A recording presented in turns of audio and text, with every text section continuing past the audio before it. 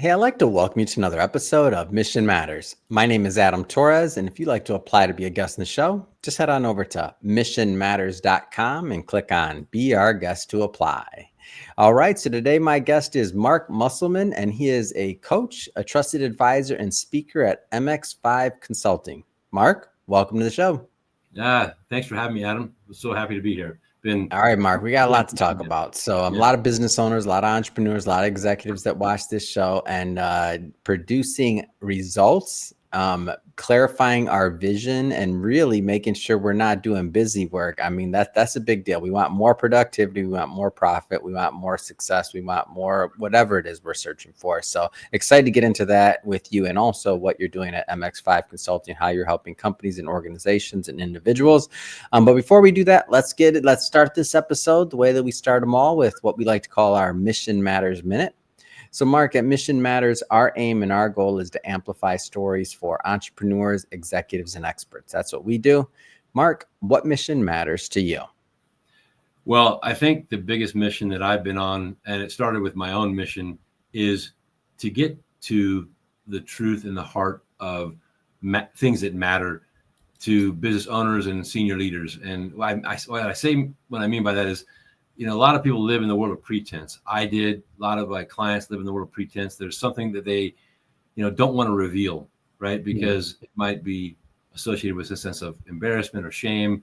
It's a deficit. And I love to provoke the space where those little, I'll call them secrets or those vulnerabilities reside and tease them out so that we can have an honest conversation about the things that matter most and the things that are probably most likely getting in the way of somebody being extraordinary at what they do instead of just being average or good. It's great.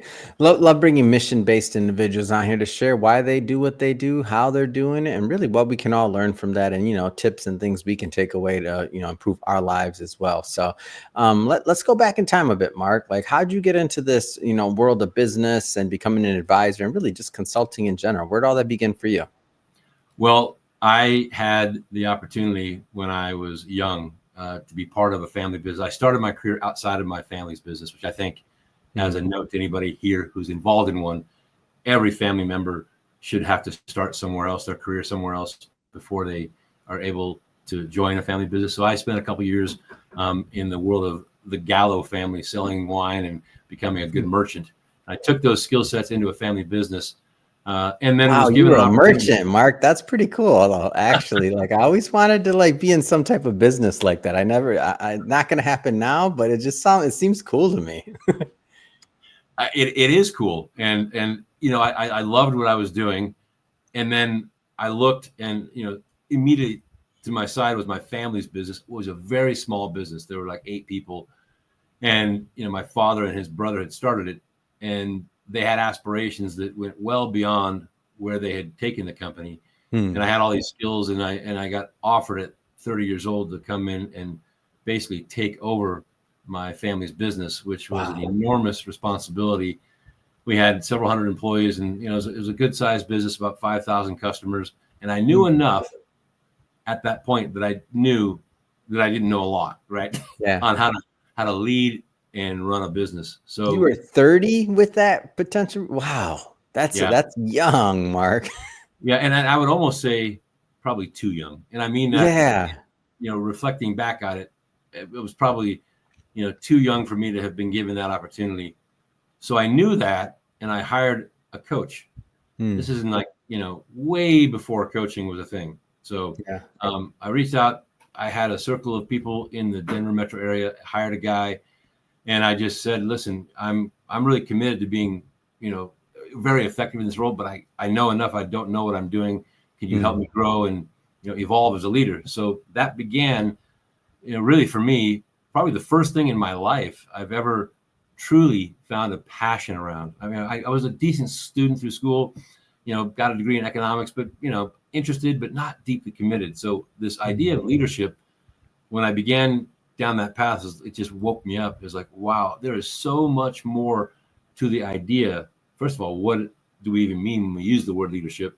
And then as I began my own path of discovery, that was the first step. And I hired that same guy for a few years in a row. And fortunately, I worked for a business that had the means to, pay for that initially. I did pay for coaching and have many times personally, but at that point in time, the company was investing in me and sort of developing my skills. And, obviously at 30 years old, there's a lot of other traps, ego being the biggest one, right? So, I'd say that piqued my interest.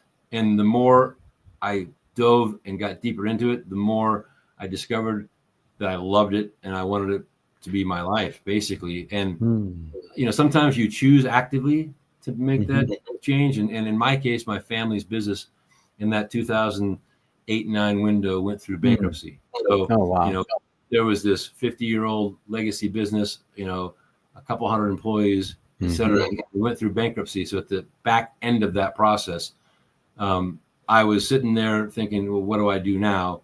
I ended up working for about 16 months for the group that had bought the business through the bankruptcy and repositioned it. And so I said, well, I know what I want to do. I want to go help other, in particular at the outset, family business owners avoid the experience that I just went through, because it was awful. In every way, emotionally, physically, psychologically, financially. I mean, it was a hot mess. And so I figured, well, I've got to have, I just had the most expensive master's or PhD you can get. So I went out and I put a shingle up, and then I began to reach out to other family-owned organizations and asking them, mostly either the founder, the entrepreneur who put it, or maybe his second generation or her second generation, and said, I'm here. Do you have a need? And if so, let's begin. And so that's how I got into it. And then the more I did that work, what I soon discovered is that, I had chosen a path down a single industry at that point in time. And there were all these other amazing industries and businesses. And the more I was able to be of service to people, the more I grew. And the more I grew, the more curious I became. So I've done work across so many different industries, and, from solopreneurs to, I worked for a number of years inside some of the Fortune 50 organizations as a consultant and a coach. And, so that's how I got into it, almost by necessity. I had 4 kids, broke as possibly be, no idea of what to do next, carrying shame and guilt you would, so I cloaked myself in sort of victimhood during that window, and then, had to climb out of that and feed my kids and contribute to the family. I had 2 mortgages, and, it was a hot mess of a period of my life, but I loved it, in terms of in retrospect.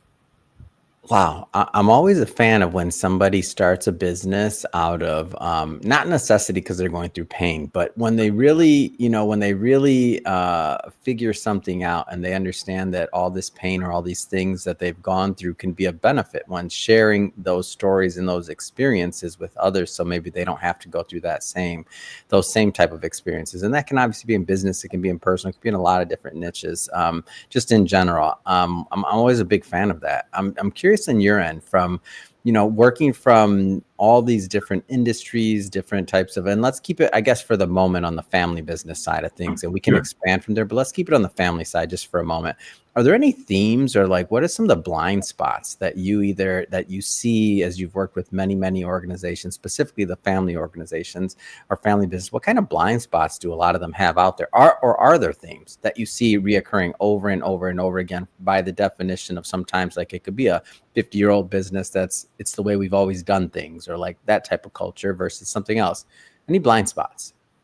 Yeah, I'd say the single biggest, most consistent blind spot is, in a regular non-family owned business, there's I call it a hierarchy, a structure, right? And authority and decision-making for the most part tends to follow a sense of order.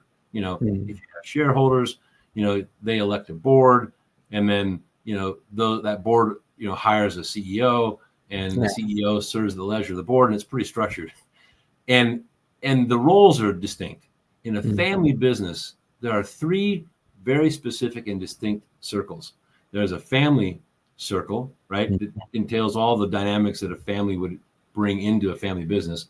There's the management roles that people take on, and sometimes there are family members that are not part of management. and then there's the ownership circle, right? And so what I find more, and this is a really well established model. It was built at, I think, Harvard with some guys years ago. But one of the things that I would say is almost universally true is that those circles tend to collapse on top of one another. And so sometimes you can be in a business that's a family-owned business, and you're having a conversation you think is around a management issue, but really it's a rivalry between two siblings. It has nothing to do with the business at all, but it basically looks like it does. And so you can get really off track when those circles collapse. And sort of akin to that is that I maybe there's an exception to this, but it's very rare, and I rarely come across it, which all three of those circles are all subservient to the family dynamic, and at the end of the day, most of the issues that a family business confronts have some kind of origin or root in the family. And so part of my job in that world, when I have the pleasure of working with a family, is to tease those circles apart, right? And let's just really get clear about what are family issues and what's your process, as a family to work at, becoming more effective at solving those challenges.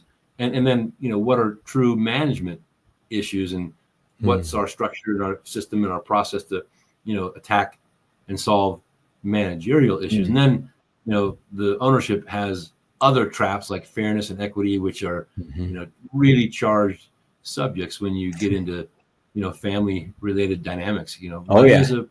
As we know, they say, money is the root of all evil. I'm not sure if I believe that fully, but I do know it is a often incredibly destructive force in a family owned business, around fairness and equity in particular. So those are some broad things I'd share. And then I could give you a list of 20 other things that, tend to be more particular to family-owned business than they would be to a for-profit, nonprofit government entity. So can you give me an example? I'm trying to figure out or trying to picture what it could look like to work with your team, or how one of these situations could play out. Well, I'll use a personal example. I had no reason for me to use a client. So I said that my family's business went through bankruptcy. 50 years in my family's hands, and I'm one of 5 kids, right? So there's, any one of us, all 5 of us actively working in the management of the business, as owners of the business, and as family members in the business. And man, that sounds like that's a lot of collapsing rings, man. A lot of collapsing rings. 100%. This is why I use this example, because I lived it, right? And so when my dad decided to retire, we went through a selection process, and I'm 4th out of 5, and I'm the 3rd of the 5 to join the business as a sibling. And I have an immediate older brother who I love dearly, who had been in the business before I had, who understandably, in retrospect, felt he deserved the opportunity to become the CEO, but he wasn't selected. I was. And there's reasons for that, but I don't think he ever really fully accepted. He actually never fully accepted that. So for years, 10 years during my role as CEO, he and I were in conflict. And the conflict that we were in is he felt that I was unjustly, undeservedly put into that role. And so, I'd say left and he'd wait till the meeting ended and he'd go say right. I'd say up and he'd wait till the meeting ended and he'd go say down. I'd say hot, he'd say, it was, and so we had this entire organization of 300 people roughly who didn't know whether we should go up or down, right or left, and so it had nothing to do with the actual fundamentals of the business. It was a family dynamic that got in the way of our effectiveness and our ability to own, lead, and run the business. And we also hit some bad timing with all the craziness that happened in 2008, 2009. Yeah, 2008. Let me bring that up for our younger listeners here. Look up 2008. Look up the housing crisis, the wreck. Everything was going down. Stock market, bond market, real estate. Everything was going down. So that was a tough period. And little fun fact for our listeners. I started my career outside of my hire date at one of the first firms I worked outside of college. The Vanguard Group was at the absolute height of the market. Mark, if you looked on a bar chart, I can find my date anytime. I can find what my exact start date was, because from that day on, the market went down. Yeah. Sometimes it's a matter of timing, right? So, yeah. I just had to throw that one out there. You shared a story. I had one for you too, Mark. Well, the thing about that is, I think obviously timing and circumstances can get the better of you. Yeah. We had an existing condition in the business that further complicated an external set of dynamics, right? So it was like the perfect storm. And if you were to query any of my 7 family members that were actively in the business in our generation, 7 out of 7 of us would tell you that the reason the company ultimately went the way it did was because of the dysfunction that existed in the relationship between me and my immediate older brother. So it's a big deal. Like for business owners, entrepreneurs out there listening, and especially if you got a family business, multiple generations within the same business, it's a big deal. Like that type of, it matters. Yeah. Well, I say somewhat tongue in cheek to clients that are thinking about bringing in family members, to go. I mean, basically a family business is 2 or more family members involved in the activity of the business. I say it's with great fear and trepidation. You step into this ring, and the other thing that I will say is that like 2 years prior to us having gone into that bankruptcy window, we were offered as a family, a very good amount of money from a buyer who was making a strategic roll up in our industry.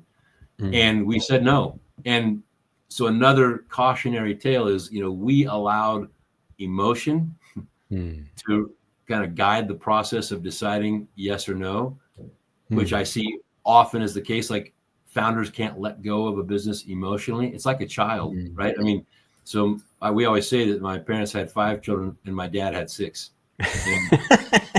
So it's just really true. And so there's an emotional tie. It's like identity, so many things wrapped up into it. And the statistics are pretty daunting. When you think about family businesses successfully transitioning from first to second and then second to third generation, second to third is like a complete drop off, isn't it? Yeah. I mean, it's incredible. And so you really have to have a lot of arrogance, to believe that you have everything it takes to successfully transition, or you have to have phenomenal systems. And we had an amazing culture. If you talk to any of the 300 people who worked, in our business, they would tell you they loved it. A lot of values that you would probably naturally identify with a family business. And we were a loving family. And, so a lot of the people who worked there, were there because of the culture. And I always hear, people say, if you focus on the people, the business will take care of itself. No, you got to take care of the business too. Right. So, it's a little piece in there. It's like, you really don't want to ignore that piece.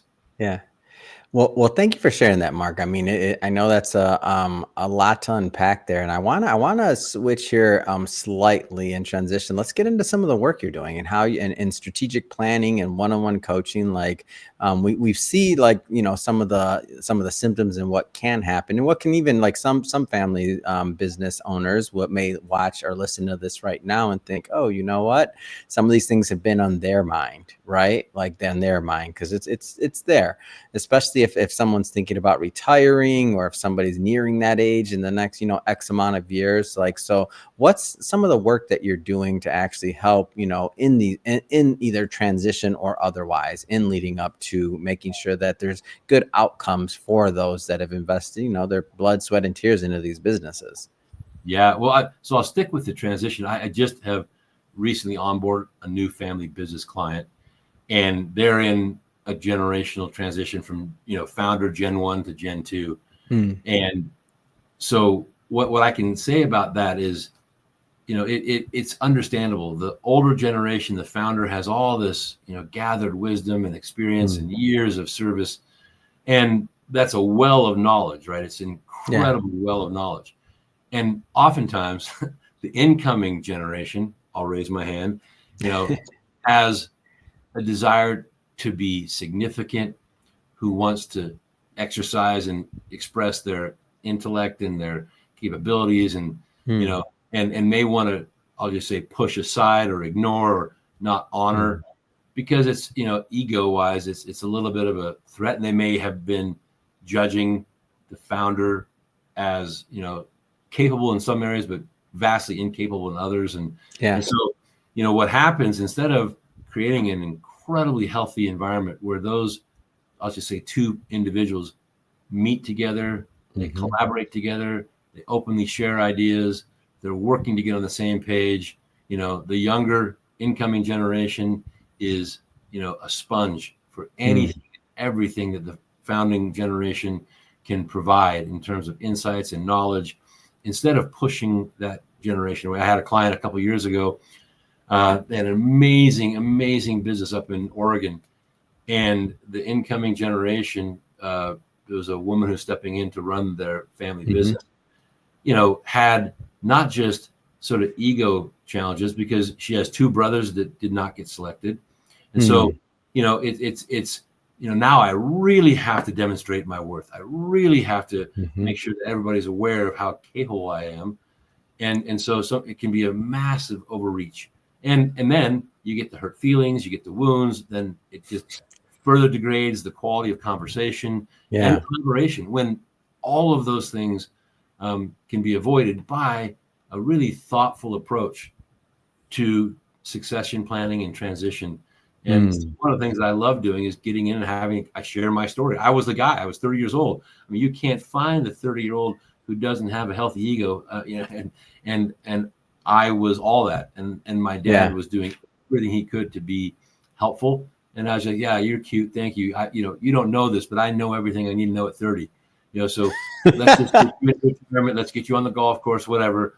And I mean, I'm maybe exaggerating to a point, but the reality was that I felt like he was in the way, and I had more judgment for him than I did love and honoring of him, if that makes sense. And I see this happening all the time. So, I think that transition is really, one of the most delicate things. And if you're intending to pass on the legacy of a business, which is an incredible enterprise to be passed on, you have to take an incredibly thoughtful, thorough, comprehensive, I'll put all more adjectives, but you can't just accidentally fall into it and hope and somehow expect that things are going to work well, So no, it's very thoughtful. It's very intentional. It's very structured, and within that, there's a lot of room to play, right? Because unique people show up and unique businesses show up with all kinds of dynamics. But, I would throw a massive caution flag to anybody who isn't thinking about it along those lines. So it seems like the family element, it just adds a completely different dimension to typical business from the standpoint of, and you're not using these words, I am, but it's almost like you're playing therapist, advisor, strategic planning, like on the physical business side of things and how things should be structured. You're probably running point with some of the teams, right? The lawyers, the accountants, like the other individuals that may be doing the maybe if there's another type of consultant doing some of the number crunching or other things, I don't know. It sounds to me like you're kind of like the glue or the coach, or you kind of like running point on all of that. Am I off on that? I'm just trying to make sure my understanding is accurate. No, I think you're spot on. And I always kind of approach the conversation this way, right? I make the assumption that you know how to run your business. Technically, all the things that have allowed the company to, basically prosper to this point in time. What you likely might not have ever spent time, considering or working on are all the emotional, intelligent components of transitioning a business, working in the family dynamic, and that's not just limited to a family business, but it's most obvious in that environment for understandable reasons. But yeah, so a lot of the work that I do is, like you said, putting together a group of trusted advisors, and listen, I'm not a lawyer. So I depend on people who have an expertise in the law.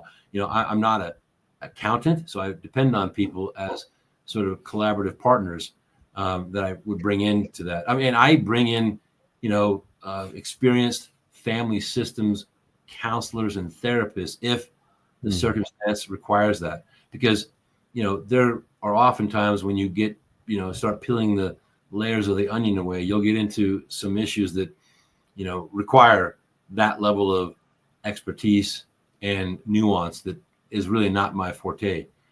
So I'm really clear where my lane is, and I stick to that lane. And whenever things spill outside that lane, I love bringing in partners to help guide and advise the family or the business forward. Yeah. Now, Mark, you're also an author and a speaker. Talk to me a little bit about that part of your work. Yeah. So I'm saying aspiring author. So I have finished the first draft of a book that is a culmination of basically 20 plus years doing executive level one-to-one coaching. And it's out right now for editing. So my expectation is I'd have that done, finished, edited, and ready to be either self-published, or I might go down a traditional path. I'm not sure. I've heard different things about those two routes, but sure. By the end of this year, is the 2025 release. Then come on, man, yeah, I'm putting you. 2025 release. So it's just really basically called The Coaching Advantage. Like I don't know, and I have been in an ownership or senior leadership role in 4 companies. I have a company right now that I'm part of, an ownership and leadership group. It's based in Dublin, Ireland. It's a restaurant chain, a growing restaurant chain. And so I speak about this from first person experience, right? But I don't know a more effective way for organizational leadership to identify and solve probably the top 10 biggest challenges that organizations face that are more effective than one-to-one coaching. Yeah. So that's great. That's the nature of the book. It's been great having you on the show today. I have to say that, like, I learned a lot. Appreciate the stories you shared, man. And also you being so vulnerable to tell your story, man. That was like, I was feeling it. Once you said you were 30 in that position, and then you got 2008 and you got all these layers, I'm like, oh, I was feeling for you. And I'm sure your clients, they understand as well, based on you sharing that, like how helpful that is for them. I just have to ask, I mean, you got the book coming out. What's next? What's on the horizon for the, rest of the year and so on? At 59, I think finally arrived at a point in my life where I feel like I have something to share. It's not based out of ego, that's based out of experience and wisdom and, just time in conversations with, some amazing clients. So I'm in the process of pivoting more directly into sort of a keynote speaking career where, the impact it's instead of one-to-one, which I also think is one-to-many, because as the work is effective with an organizational leader or an entrepreneur, that's exponential, right? It comes across an organization. But I've really always been drawn to the stage. So I'm in theater. I'm in a theater company in Denver that I've been active for 25 years. So I'm in the process of transitioning to mostly speaking, and then I'm going to have that book as a complement to that platform. So that's where I'm heading. I'll still do a lot of the work that has been part of what I've done for the last 20 years, which is the one-to-one executive coaching and strategic planning. I work on a lot of culture things with organizations and clients of mine, but I'm ready to share something that I think has, true value, which is this idea of, getting into the hidden spaces, the gaps that we all have, and provoking, what's hidden in there and bringing it out so that, I can, you can, we can all incrementally, right? Continuously improve and be a better version of ourselves as leaders, because the world right now is in desperate need of extraordinary leaders, period. How do they connect with you and your team? Yeah, I'd say the easiest way is, I have a website, MX5Consulting.com. There's a contact, link in there. My email is Mark with a K at MX5Consulting.com. Those are probably the 2 easiest. And you can follow me if you wanted to on LinkedIn. I tend to be most active there, occasionally on Instagram, and sometimes TikTok when my kids don't make fun of me. Amazing. For everybody listening, just so you know, we'll definitely put some links in the show notes so you can just click on them and head right on over and connect with Mark.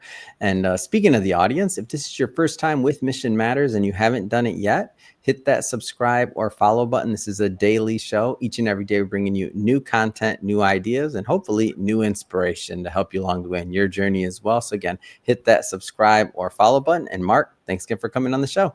Yeah, thanks, Adam. Have a great rest of your day.